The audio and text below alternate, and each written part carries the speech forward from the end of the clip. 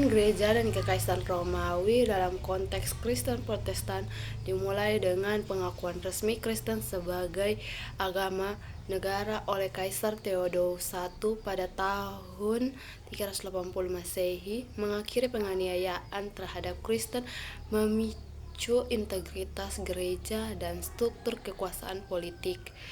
Konstantinus I sebelumnya memperkenalkan toleransi sebagai beragama melalui etnik Melano pada tahun 1313 Masehi yang mengakibatkan perkembangan awal gereja. Namun, seiring waktu, gereja mengalami konflik dengan kekuasaan politik, menciptakan dasar sebagai pemisahan antara gereja dan negara yang disung oleh reformasi Protestan. Faktor-faktor utama yang mempengaruhi hubungan antara gereja dengan kekaisaran Romawi. Korupsi politik menjerajalela di seluruh daerah Laut Tengah, sangat menderita akibat ketidakbecusan pemerintah Romawi. Di Roma sendiri, dimulai pada 113 Masehi, sudah terjadi kekacauan dalam waktu yang cukup lama. Penaklukan Gaul membuat Caesar yang sudah menjadi pembuka politik menjadi pahlawan populer yang kembali ke Roma. Di mata lawan-lawan politiknya, ia diperintahkan oleh Senat Romawi kembali ke Roma dan menjadi penduduk biasa. Oleh sebab itu, pada malam 10-11 Januari tahun 49 Masehi, dalam perlawanan terbuka terhadap Senat Caesar, pemimpin pasukan menyeberangi sungai Robocon di belahan utara Italia dan menuju Roma. Kedua, membandingkan pengaruh politik kekaisaran Roma terhadap keputusan gereja dalam berbagai periode sejarah. 1. Perjuangan dari Troya yang bernama Enas, sehingga Enas mendirikan sebuah kota yang bernama Kota Roma, dan setelah Troya jatuh pada 1100 Masehi, ada beberapa legenda yang mengatakan bahwa kota Roma didirikan dua keturunannya bernama Roma Romulus dan Romos pada tahun 753 Masehi. Romulus adalah anak dari dewa yang bernama Dewa Mas. Menurut tradisi di kota Roma, Roma dipertahankan oleh raja kaum keturunan sampai pada suku-suku lain bersatu membentuk dan mengusir Tarquinius Superbus. Yang kedua, Julius Caesar. Julius Caesar, pemimpin militer dan politik Roma yang terkenal, lahir di Roma pada tahun 1000 Masehi. Pada seluruh masa pergolakan politik yang luar biasa. Yang ketiga, Kaisar Augustus. Di bawah pemerintahan Kaisar Augustus, pemimpin Romawi atau kekaisaran gereja Romawi benar-benar ditegakkan rakyat yang telah jatuh berperang. Kekuasaan negara menginginkan kedamaian agung pada 27 Masehi, pada waktu dia diangkat sebagai tertinggi angkatan bersenjata anti nama ini atau biasa disebut Agustus adalah yang dinamakan atau yang mulia. B. Aliran-aliran sesat: monarkisme, docetisme, adoptionisme, sabellianisme, gnostisisme, dan Marianisme. 1. Monarkisme. Monarkisme adalah sebuah pandangan yang menekankan kesatuan Allah, menganggap bahwa Bapa, Putra, dan Roh Kudus adalah manifestasi yang berbeda dari satu pribadi yang sama. Terdapat dua cabang utama dari monarkisme. Yang pertama, A. Monarkisme modalistis, mengajar bahwa Allah muncul dalam tiga bentuk, Bapa, Putra, dan Roh Kudus. Tetapi tetap satu pribadi. Ajaran ini berakar dari tokoh seperti Neutus dan Praxeas yang ditantang oleh teolog awal seperti Tertullian dan Hippolytus. B. Monarkisme dinamis menyatakan bahwa Yesus adalah manusia biasa yang diadopsi oleh Allah pada saat membaptisnya.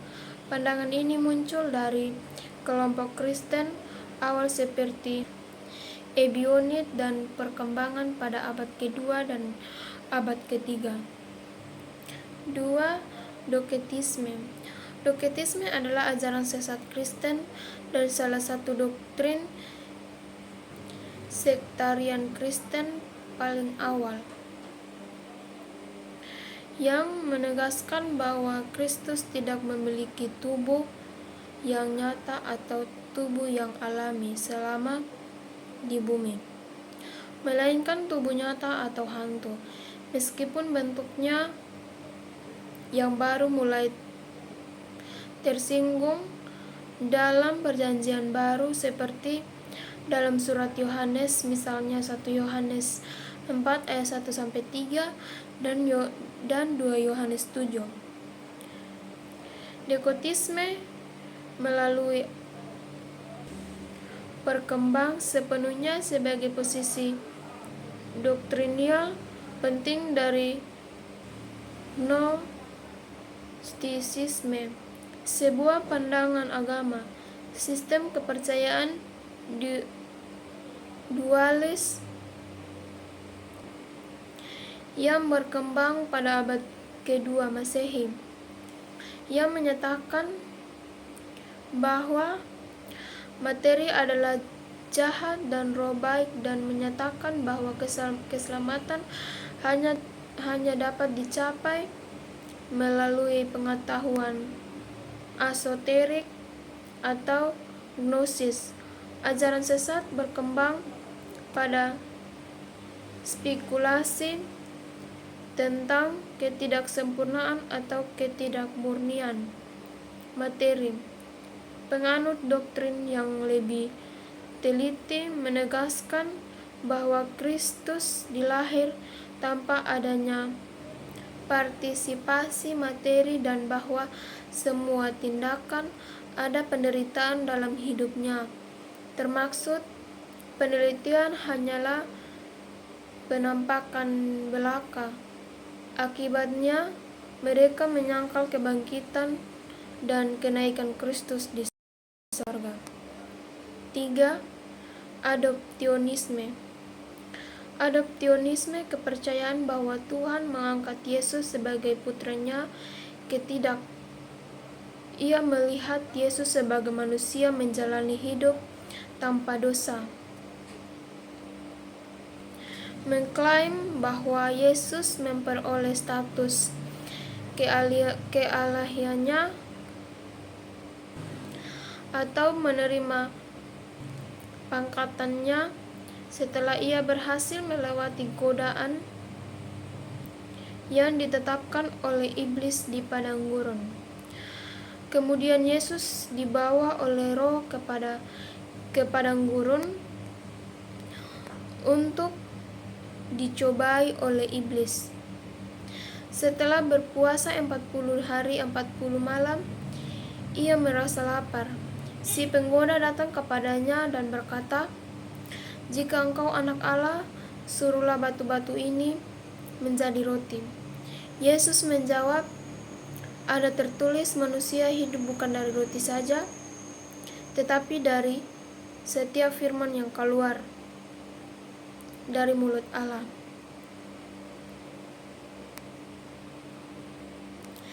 Kemudian iblis membawanya ke kota suci dan menyuruhnya berdiri di puncak bait Allah. "Jika engkau anak Allah," katanya, "jatuhkanlah dirimu ke bawah, sebab ada tertulis, Ia akan memerintahkan malaikat-malaikatnya mengenai engkau, dan mereka akan mengangkat engkau dan dengan tangan mereka, sehingga kakimu tidak terantuk batu. Yesus menjawabnya, ada juga tertulis, jangan mencobai Tuhan Allahmu.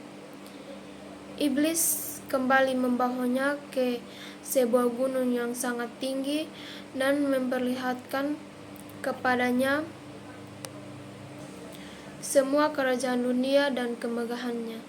Semua ini akan kuberikan kepadamu, katanya, jika engkau harus menyembah Tuhan Allahmu dan hanya kepada Dia saja engkau berbakti.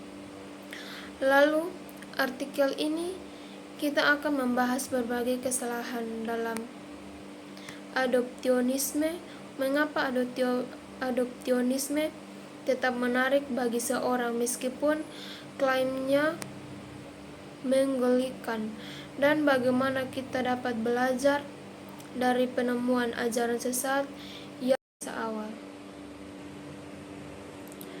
Adoptionisme adalah pandangan yang menyatakan bahwa Yesus adalah manusia biasa yang diangkat menjadi Allah, anak Allah, melalui adopsi. Pandangan ini muncul dalam konteks monarkisme dinamis dan dianggap sesat oleh Konseling Nietzsche. 4. Sabellianisme. Sabellianisme adalah kepercayaan dalam beberapa denominasi Kristen, meskipun secara luas dianggap sesat sebagai besar cabang agama Kristen. Dalam teologi Kristen, Tuhan diyakini ada berbagi 3 pribadi yang dikenal sebagai Bapa, Putra, dan Roh Kudus. Sabellianisme adalah kepercayaan bahwa ahli-ahli menjadi 3 pribadi. Ini sebenarnya adalah 3 bentuk atau aspek dari Tuhan yang sama. Sabellianisme adalah jenis modelisme yang merupakan sekelompok ajaran sesat yang semuanya merujuk pada aspek-aspek Tuhan yang berbeda, bukan pribadi yang berbeda. Jenis ajaran sesat modalisme lainnya adalah patripasianisme, kepercayaan bahwa Tuhan Bapa menjadi inkarnasi sebagai Yesus dan kemudian menderita dan mati. Beberapa denominasi Kristen telah menganut teologi modalisme. Faktanya, sabellianisme pernah trinitarianisme, kepercayaan yang tidak umum di kalangan orang Kristen saat ini. Denominasi Kristen non-trinitarian meliputi saksi-saksi Yehova, Kristadelfian, dan anggota gereja. Sabellianisme hanyalah salah satu dari beberapa sistem kepercayaan non-trinitarian. Beberapa denominasi kepercayaan bahwa Yesus sama sekali tidak ilahi, dan beberapa kepercayaan bahwa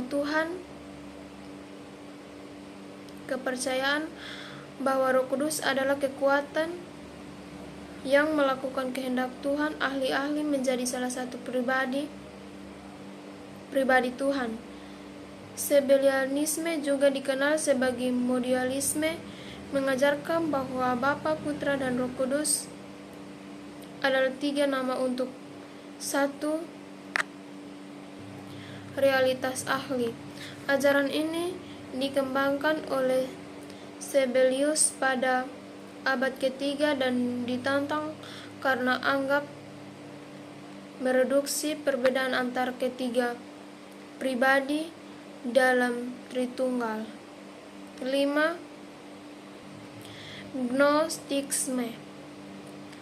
Sabellianisme adalah kepercayaan dalam beberapa dominasi Kristen meskipun secara luas dianggap sesat sebagai besar cabang agama Kristen. Dalam teologi Kristen, Tuhan diyakini ada sebagai 3 pribadi yang dikenal sebagai Bapa, Putra, dan Roh Kudus. Sabellianisme adalah kepercayaan bahwa ahli-ahli menjadi 3.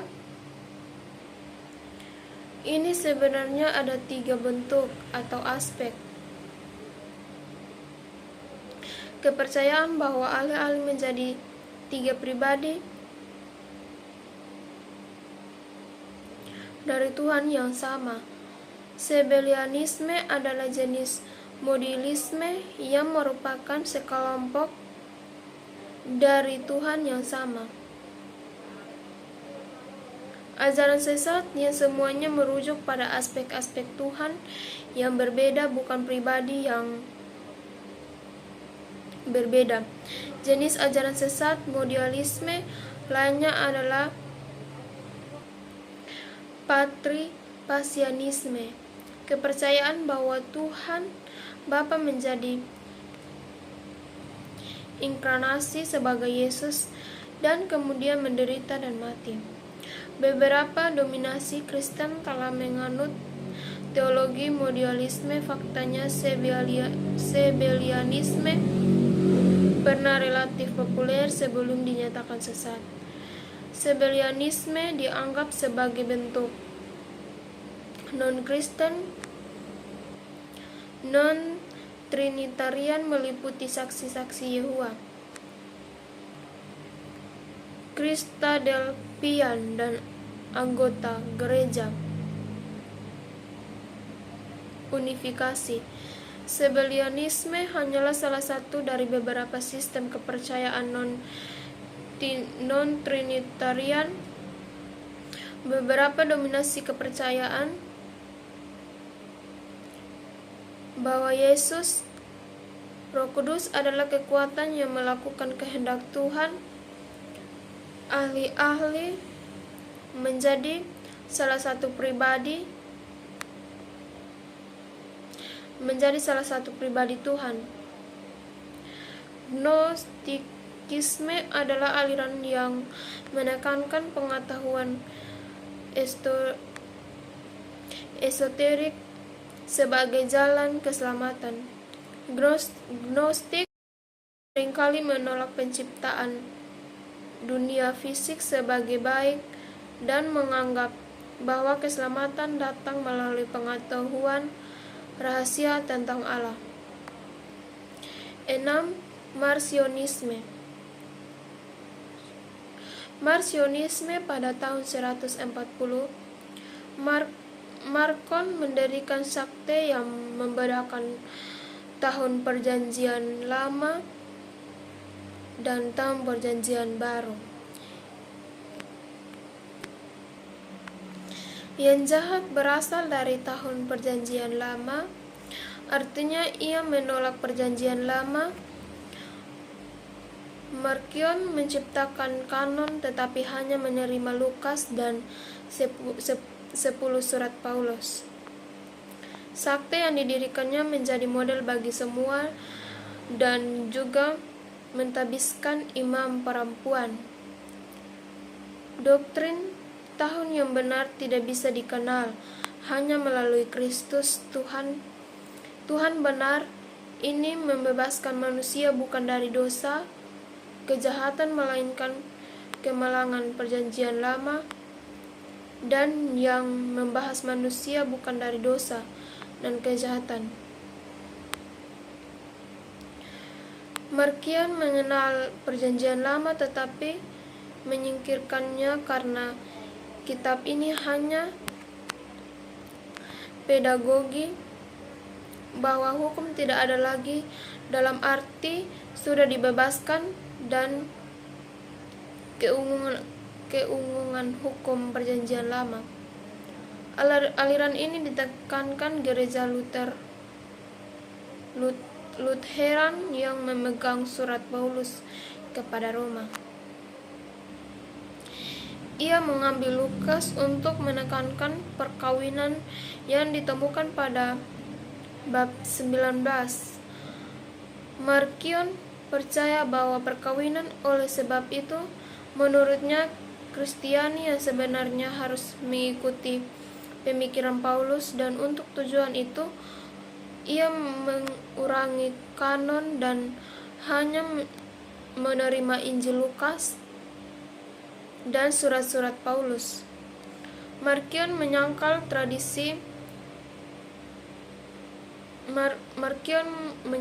tradisi menurut Hippolytus adalah anak seorang uskup di Sinope. Aliran ini berkembang di Asia dan kehidupannya ia melakukan pembaptisan dengan mengoleskan minyak zaitun, susu, dan madu. Berdoa harus berkiblat ke timur dan menderaskan Mazmur dan Kidung dan merayakan Paskah sesuai dengan kalender Samaria. Hierarki yang diajarkan berdiri dari uskup, diakon, presbiter, dan lektor, dan juga mengakui diakon perempuan. Menurut Tertullianus, pengikut Markion memperkenankan perempuan mengadakan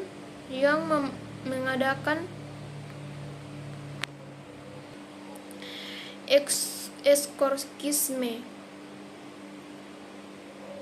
menumpangkan tangan kepada orang yang sakit yang dibaptis. Ia sebenarnya orang yang memiliki kemampuan untuk berorganisasi, yang tampak dalam komunitas yang dikelolanya hidup secara teratur. Sekitar tahun 150, Justinus sudah membuat apologi terhadap aliran ini. Terlebih-lebih akan didoktrinnya kemudian dilanjutkan oleh Irenaeus, walau hanya menulis satu buku khusus untuk aliran yang diberi judul dengan Marcionisme, yang dipimpin oleh Marcius pada abad kedua, mengajarkan dualisme antara Allah Perjanjian Lama yang dianggap sebagai dewa yang keras dan Allah Perjanjian Baru yang penuh kasih. Ajaran ini menolak bagian-bagian tertentu dari Alkitab dan dianggap sesat oleh gereja awal. C. Mengevaluasi dampak dari hubungan ini terhadap perkembangan struktur dan doktrin gereja. Gereja dimulai dari kelahiran kekristenan pada abad pertama Masehi di Timur Tengah, khususnya wilayah Palestina. Gereja mula-mula berkembang pesta setelah kebangkitan Yesus Kristus dan penyebaran Injil oleh para rasul. Pada abad keempat, kekristenan menjadi agama resmi Kekaisaran Romawi di bawah pemerintahan Kaisar Konstantinus. Seiring berjalannya waktu, gereja mengalami berbagai perpecahan dan reformasi, seperti Cisma besar pada abad ke-11 membagi gereja menjadi Katolik Roma dan Ortodoks Timur, serta reformasi Protestan pada abad ke-16 melahirkan berbagai denominasi Protestan.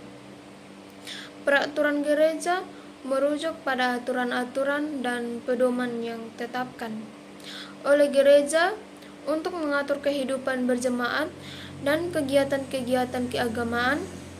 Beberapa peraturan umum dan gereja meliputi baptisan dan perjamuan kudus, panduan untuk ibadah dan doa bersama, disiplin gereja, aturan mengenai kehidupan, moral dan etika para anggotanya, serta prosedur penanganan pelanggaran organisasi, struktur hierarki, dan tanggung jawab para pemimpin gereja, seperti pastor, pendeta, dan uskup. Eklesiologi atau doktrin gereja adalah cabang teologi yang membahas tentang sifat, struktur, fungsi, dan tujuan gereja. Fokus utamanya adalah memahami gereja dalam rencana keselamatan Allah, identitasnya sebagai komunitas iman, serta otoritas dan misi yang diembannya. Eklesiologi sangat penting karena membantu umat Kristen memahami identitas dan panggilan mereka sebagai bagian dari gereja, serta bagaimana mereka harus hidup dan berfungsi sebagai komunitas yang mencerminkan kasih dan kebenaran Kristus kepada dunia.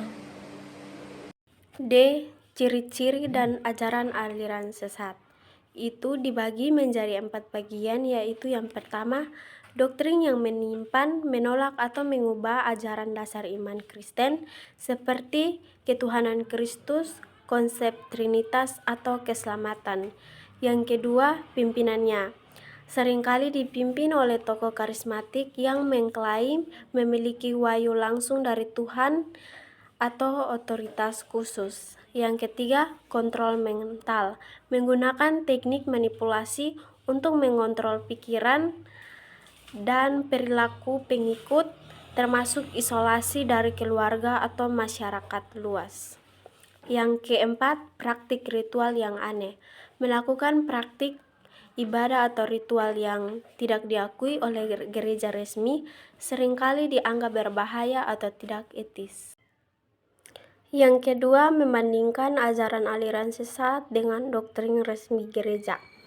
Yang pertama, doktrin resmi gereja berdasarkan Alkitab dan tradisi gereja diinterpretasikan oleh otoritas gereja. Ajaran aliran sesat seringkali mengandalkan wahyu pribadi, pengajaran tokoh tertentu, atau penafsiran yang menyimpan dari tradisi. Yang kedua, doktrin resmi, mengakui Yesus sebagai Tuhan dan Juru Selamat, sepenuhnya manusia dan sepenuhnya Tuhan. Aliran sesat mungkin merendahkan sifat ketuhanan Yesus atau menganggapnya sebagai makhluk ciptaan. Yang ketiga, doktrin resmi, keselamatan diperoleh melalui iman kepada Kristus dan anugerah Allah. Aliran sesat mungkin menekankan usaha manusia, ritual tertentu, atau pemahaman eksklusif tentang keselamatan. Yang keempat, doktrin resmi, menekankan pentingnya sakramen seperti baptisan dan ekaristi sebagai sarana rahmat. Aliran sesat bisa saja menolak atau mengubah makna sakramen tersebut. Yang kelima, doktrin resmi, mengajarkan prinsip-prinsip moral yang diambil dari ajaran Yesus dan kitab suci. Aliran sesat seringkali menawarkan kebebasan dan kelebihan atau justifikasi moral yang tidak sejalan dengan ajaran gereja. Yang ketiga, menjelaskan bagaimana ajaran sesat tersebut menentang doktrin gereja dan bagaimana gereja menanggapi tantangan tersebut. Yang pertama, gnostisisme. Tantangan ajaran ini mengklaim bahwa pengetahuan rahasia membawa keselamatan, bertentangan dengan doktrin keselamatan melalui iman. Tanggapan gereja, gereja mengembangkan kanon kitab suci dan mengklarifikasi doktrin tentang keselamatan, menekankan iman kepada Kristus sebagai satu-satunya jalan. Yang kedua, Arianisme. Tantangan mengajarkan bahwa Kristus adalah makhluk ciptaan dan tidak setara dengan Bapa. Tanggapan gereja, Konsili Nicea, mengutuk Arianisme dan menegaskan doktrin Trinitas, mengatakan bahwa Kristus adalah sehakikat dengan Bapa. Yang ketiga, Pelagianisme. Tantangan menolak konsep dosa, asal, dan mengajarkan bahwa manusia dapat mencapai keselamatan melalui usaha sendiri. Tanggapan gereja, Agustinus menekankan kebutuhan akan rahmat Allah yang membawa pada pengesahan doktrin bahwa keselamatan adalah anugerah. Benteng pertahanan gereja. Definisi dan pengembangan.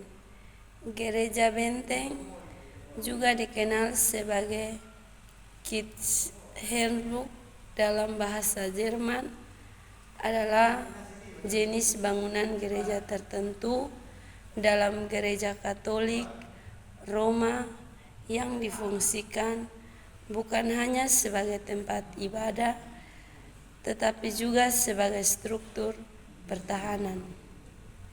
Gereja-gereja ini biasanya dikelilingi oleh tembok pertahanan dan dilengkapi dengan menara, dinding, dan jalan dinding, membuatnya mirip dengan benteng perlindungan. Adapun strategi-strategi yang digunakan oleh gereja untuk mempertahankan dan mengajarkan doktrin gereja.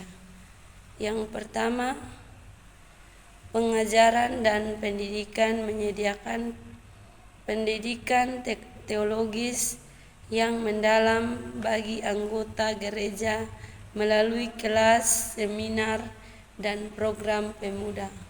Kedua, peneguhan doktrin menggunakan dokumen resmi seperti pengakuan iman dan syaktis untuk menjelaskan dan meneguhkan ajaran gereja. Yang ketiga, dialog dan debat.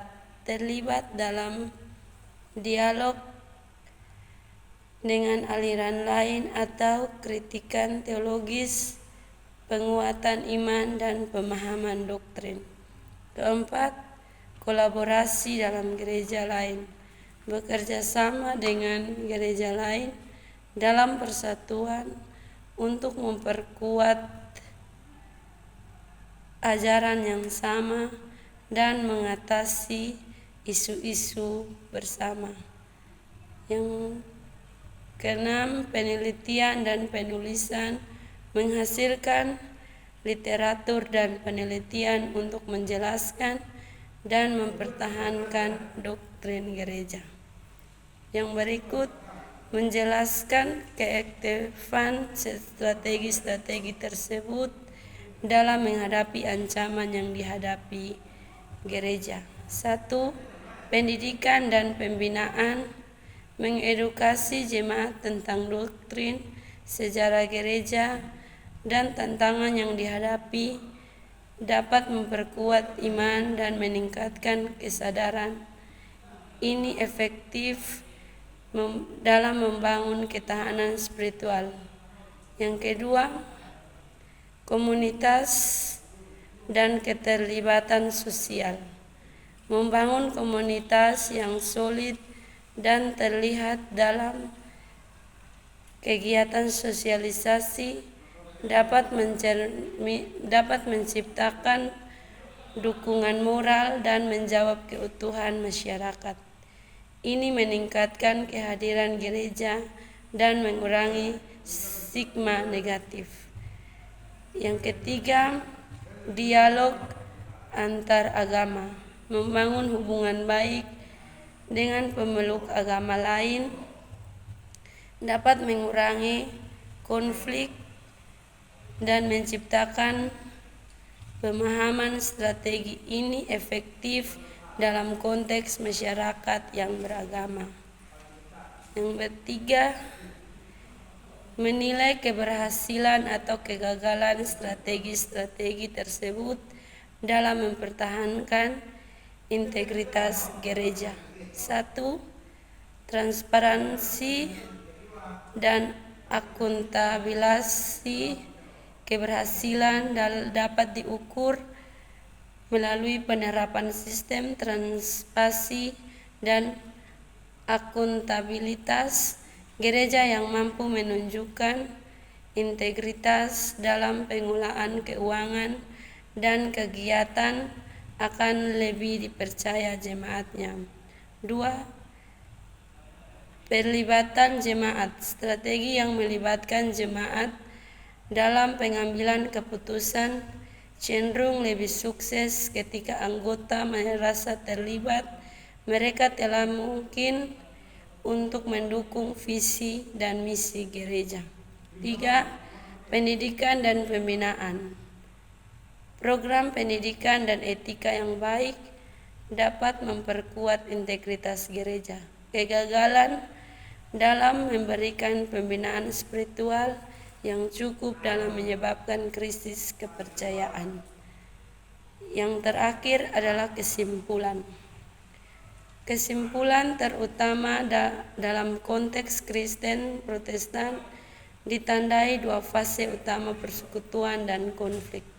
Pada awalnya, Kaisar Konstantinus I mengakui Kristen sebagai agama resmi yang mengakibatkan gereja memperoleh kekuasaan politik dan ekonomi, tetapi juga terjebak dalam korupsi spiritual.